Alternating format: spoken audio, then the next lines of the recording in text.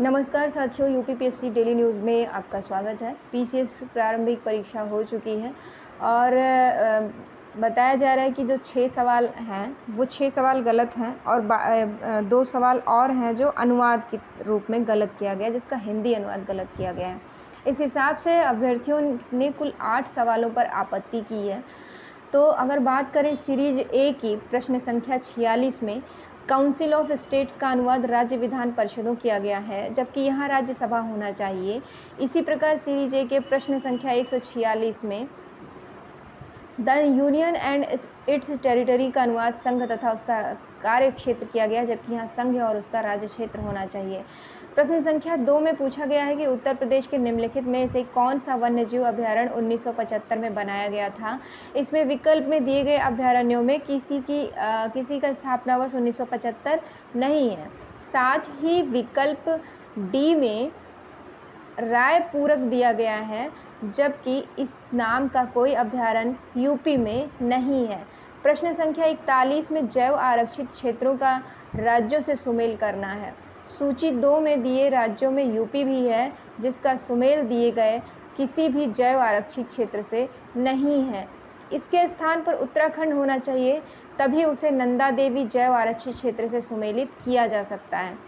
प्रश्न संख्या 64 की बात करें, बेसिलस हीमोफिलस इन्फ्लुएंजा कारक के 2 उत्तर मेनिनजाइटिस और निमोनिया सही है। विशेषज्ञ जो है वो बता रहे हैं कि समसामयिक घटना चक्र के विशेषज्ञों का दावा है कि प्रश्न संख्या 105 में काराकुम मरुस्थल का देश पूछा गया है। इस मरुस्थल का बड़ा भाग तुर्कमेनिस्तान में विस्तारित है, लगभग 70% से अधिक। नवीनतम विस्तार कजाकिस्तान के अरल क्षेत्र में भी हुआ है, जिसे वहां अरल काराकुम के नाम से जाना जाता है। चूँकि विकल्पों में दोनों ही देश हैं, अतः यह प्रश्न मूल्यांकन से बाहर किए जाने योग्य हैं। परीक्षा में शामिल अभ्यर्थियों प्रशांत पांडे, सुमित वर्मा, मोहम्मद रिजवी, डॉक्टर अलका पांडे, डॉक्टर पवन शर्मा, आशुतोष पांडे आदि का कहना है कि आयोग जब प्रारंभिक परीक्षा के प्रश्नों पर आपत्ति मांगेगा, तब साक्ष्यों के साथ आपत्ति दी जाएगी। उत्तर प्रदेश लोक सेवा आयोग ने स्टाफ नर्स पुरुष भर्ती 2017 जिसका पुनर्विज्ञापन हुआ था 2022 की प्रारंभिक परीक्षा में सफल अभ्यर्थियों से मुख्य परीक्षा के लिए आवेदन मांगे हैं। 30 मई को घोषित प्रारंभिक परीक्षा के परिणाम में चिकित्सा शिक्षा एवं प्रशिक्षण तथा चिकित्सा एवं स्वास्थ्य सेवाएं विभाग के कुल 558 पदों के लिए 1025 अभ्यर्थी सफल घोषित किए गए थे। आयोग के परीक्षा नियंत्रक अरविंद मिश्र के अनुसार मुख्य परीक्षा के लिए ऑनलाइन आवेदन 23 जून तक सही भरना सुनिश्चित करें। फॉर्म की प्रिंट कॉपी 30 जून तक आयोग के डाक अनुभाग में जमा करें। और उत्तर प्रदेश अधीनस्थ सेवा चयन आयोग ने प्रवर सहायक, अवर सहायक और पूर्ति निरीक्षक यानी यूडीसी और एलडीसी और सप्लाई इंस्पेक्टर के 76 पदों के लिए मुख्य भर्ती परीक्षा का कट ऑफ जारी कर दिया है।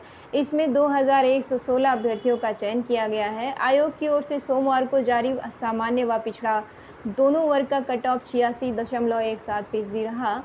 इस भर्ती की परीक्षा के लिए 22 अप्रैल से ऑनलाइन आवेदन मांगे गए थे। सोमवार को आयोजित आयोग की बैठक में प्रारंभिक अर्हता परीक्षा 2021 यानी पेट के सामान्य स्कोर के आधार पर 76 पदों के सापेक्ष श्रेणीवार 15 गुना के आधार पर 2116 अभ्यर्थियों की कट ऑफ अनुमोदित की गई।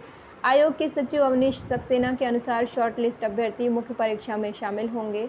सामान्य आर्थिक रूप से कमजोर व अन्य पिछड़ा वर्ग का कट ऑफ 86.17, अनुसूचित जाति 83.82, विकलांगजन 81.56, महिला 83.97 और भूतपूर्व सैनिक का कट ऑफ 82.37 है।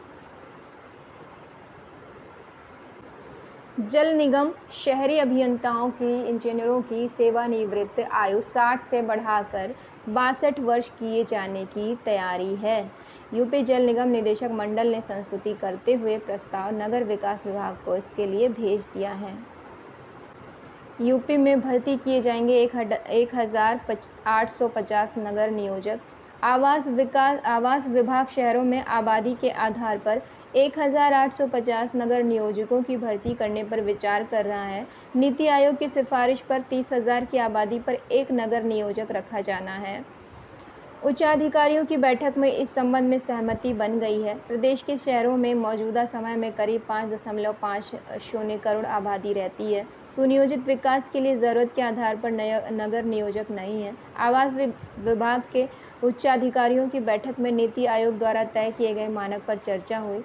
इसमें बताया गया कि जनसंख्या के आधार पर आवास एवं शहरी नियोजन विभाग, औद्योगिक विकास विभाग और नगर विकास विभाग के नियंत्रणाधीन 1850 नगर नियोजकों की ज़रूरत है।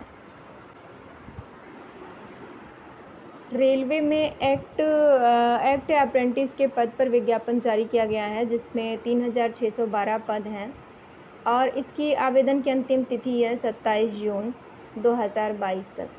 आप आवेदन कर सकते हैं। वेबसाइट है www.rrc-wr.com। ये वेबसाइट है, यहाँ पर जाकर के आप ऑनलाइन आवेदन कर सकते हैं।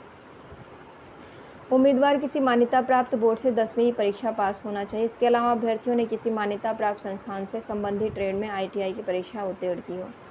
तो ये बात हो गई रेलवे की। अगर अन्य राज्य की बात करें तो राजस्थान PSC में 55 पद हैं हॉस्पिटल केयर टेकर के।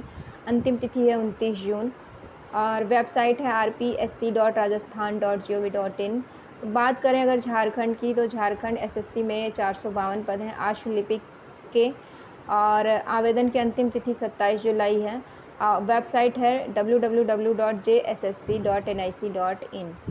तो ये एक और है भारतीय खाद्य सुरक्षा एवं मानक प्राधिकरण, जिसमें निदेशक समूह 1 के रिक्त पद हैं। 1 जुलाई अंतिम तिथि है।